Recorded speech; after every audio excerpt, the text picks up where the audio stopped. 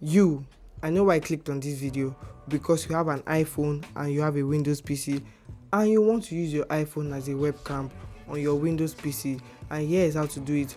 All you have to do is download the iRoying webcam on your iPhone on the App Store and the iRoying webcam as a software on your Windows PC with the link in the description box. Follow the prompts you're seeing on your screen, and now the next step is for you to connect your iPhone to your Windows PC, and here are 3 ways you can do that. Firstly is by connecting your lightning cable from your iPhone to your Windows PC. Secondly is by turning on mobile hotspots for your Windows PC to connect to your iPhone, and thirdly is by both devices connecting to the same Wi-Fi.